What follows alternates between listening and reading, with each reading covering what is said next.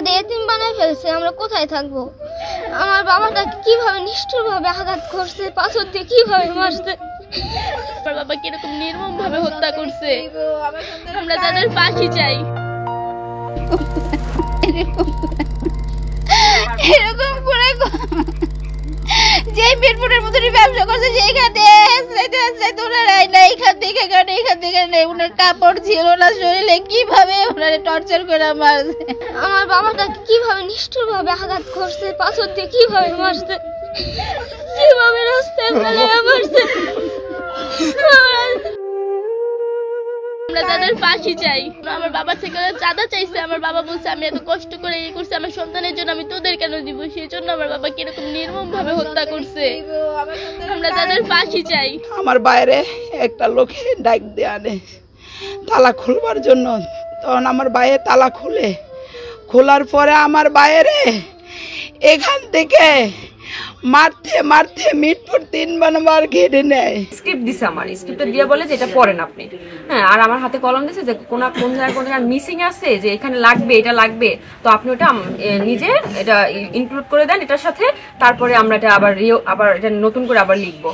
তো আমি এটা পড়ার পরে দেখি যে অস্ত্র দিয়ে যে আমার মামার যে গুলি করা হয়েছে, আমার মামার যে চাকু দিয়ে মাথায় আঘাত করা হয়েছে, এখানে আঘাত করছে, গলায় আঘাত করছে, এবং হাতের ভিতরে চাকুর মতো দিয়ে আমার মামার এই ঘাড়ে আঘাত করা হয়েছে, এবং ইট দিয়া তাকে মাথা থেতলাই দেওয়া হয়েছে।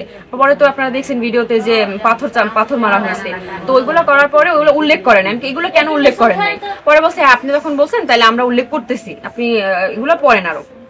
আমি আবার কি করছি, আমার ফোনে ওই যে আমাকে যেটা পড়াইছে ওইটা আমি ছবি তুলে রাখছি। রাখার পরে ওনারা আমাদের বের করে দিয়ে আমার মাকে একা রাখার পরে আমার মা তো বুঝে নাই, আমার মাকে ওই তাদের সাধারণ স্ক্রিপ্টে তাদের আগে এটা রেডি করা ছিল, ওইখানে 17, 18, 19 নম্বর 3টা আসামি ছিল, ওই 3টা আসামি পরে মানে পরিবর্তন করা হয়, যে আগের যে কাগজের লেখা এবং পরবর্তী যে আমার মা যে সিগনেচার দিছে যেটা, ওর সাথে কোনো মিল নাই। তো তখন আমরা এটা ব্যাক চাইছি যে আমাদের ভিডিওগুলো আমাদের দেন, ভিডিও ফুটেজগুলো আমাদের কাছে দেন, ওনারা দিতে চাচ্ছে না। এবং যখন আমাদের মামলাটা হবে তার মনে হয় 10-15 মিনিট আগে 3 জন লোক আসছে প্রভাবশালী, যেটা আমি বুঝলাম, ওনারা শুধু ওই যে ডিউটি অফিসার এবং ইনচার্জের সাথে শুধু পায়তারা করছে, ওনাদের সাথে কথা বলছে, বলার পরে এই কাজটা করছে যে আসামি 3 জন যারা এই ঘটনার সাথে সম্পৃক্ত না, কিন্তু তাদের ডেটা মিতে দেওয়া হয়েছে। আরেকটা এখানে মিসিং হচ্ছে, যখন আমার মামা বাসা থেকে বের হয়েছে, একজন ফয়সাল নামের যে কল করছে আমার মামারে, উনি এই আসামি, ওনাকে দেওয়া হয় নাই। আমি চাই এটা ওনাকে অ্যাড করা হোক আসামি, উনি হচ্ছে এটার কারণ, মূল হোতা।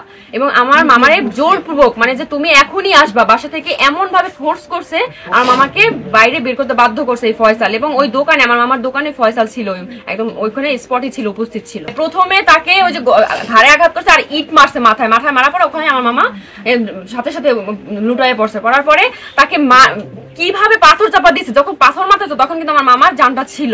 পরে মারার পরে মিটফুট 3 নম্বর গেটে নিয়ে আমার মামারে কিভাবে নৃশংস ভাবে ওখানে, তখন কিন্তু আমার মামার জানটা ছিল না, বুকের উপরে হামাগুড়ি দিছে, আবার ওই ইটে মাথায় পাথর মারছে। তো আমি চাচ্ছি সরকারের কাছে, মাননীয় প্রধান উপদেষ্টার কাছে আমার একটাই অনুরোধ, যে আমার মামাকে যারা এরকম নৃশংসভাবে অত্যাচার করে, নৃশংসভাবে কষ্ট দিয়ে মারছে, তাদের যেন ফাঁসি হয়।